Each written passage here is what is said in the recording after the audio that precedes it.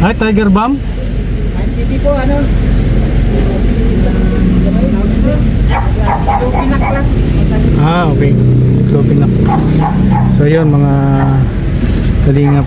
At pinilit ko lang pong mag-drive dahil walang gagamitin yung mga tao. So, ayan po. Ayan po yung paa ko magang-magaw. Naka-apak na ako kasi ito lang ang pinapatama ko sa ano, itong banda yung sakong. Pinapatama ko sa pedal ng preno at gas. Handa lang tayo. At medyo may lagnat pa tayo. Pero walang gagamitin yung tao kaya ayan, pinilit natin na makapunta sa site. So ayun po, kakarga na ng 10.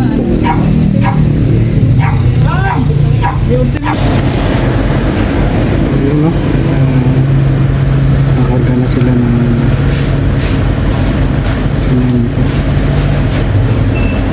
Medyo mura po dito sa binibila namin.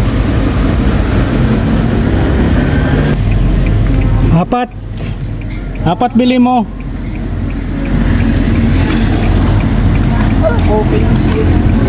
So yun, bibili na lang tayong lutong chicken para hindi na magluto mamaya kasi masama yung pakiramdam ko. May 4. May.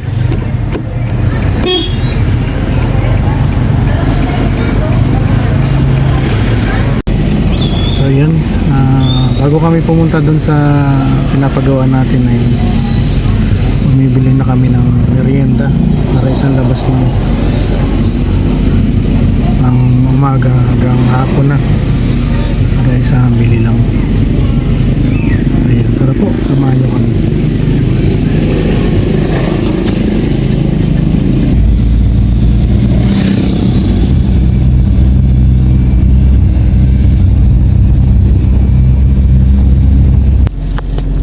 Ayan guys, nandito na kami at ayun o. Bukas ba yung likod nun? Tulak mo na, patras. Tulak muna pa atras, ano Rico? At nabalahaw tayo. Malambot na kasi yung ano, lupa. Balahaw. Yan sila Tatay Blas. Itay mo muna sila. Huwag ka dyan sa ano magtulak ha. Huwag sa grills. Huwag ka sa grills. Sa matigas.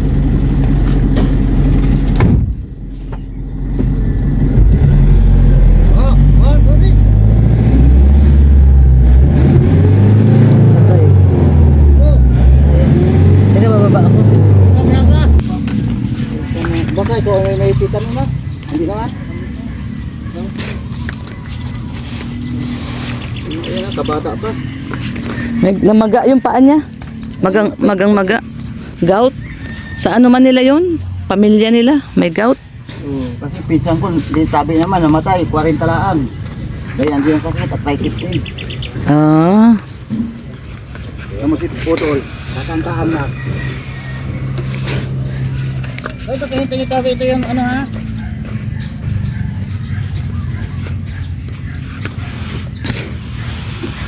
Ay, Tay! Tay! Dali mo na yung ano nila, ano yung pagkain. Hindi na kami makakapunta doon sa ginagawa nila Tatay Blas at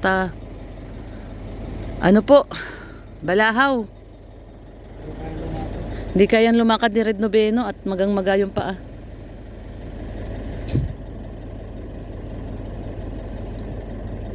Kaya ano na lang. Hanggang dito na lang po muna at nagdala po kami doon ng pagkain nila.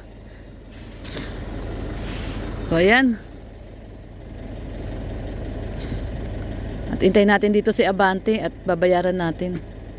Nabalahaw pa kami. Hindi talaga kaya. Malambot ang lupa. Ayan o.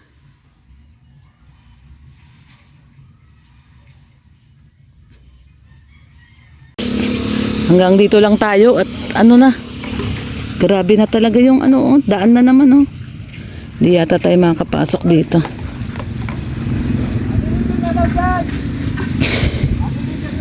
Dabsak na naman yung daanan. So yan na yung nagawa nila Tatay Blas. Oh. Hoy! Ano yan? Bakal? Ilang bakal? O basta, ilista mo lang. Ilista mo, okay lang yan. Ilista mo sa tubig. Lista sa tubig.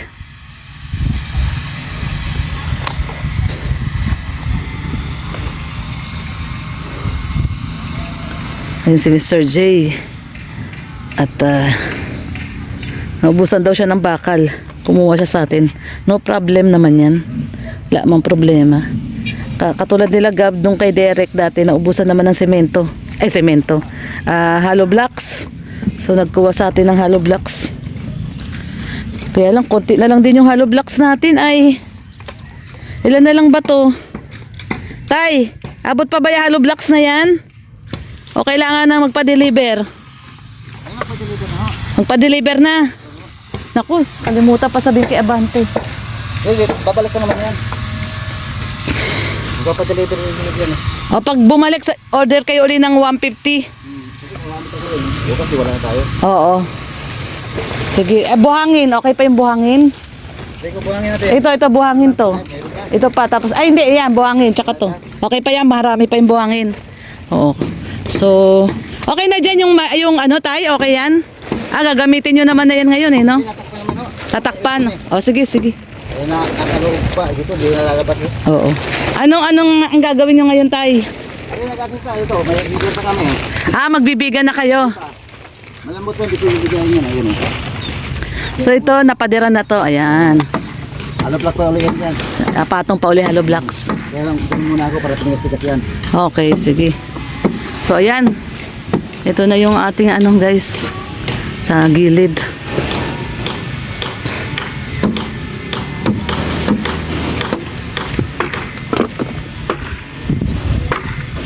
Ayan. Doon naman sila magagawa ng scaffolding. Ang tawag dyan, tay? Scaffold.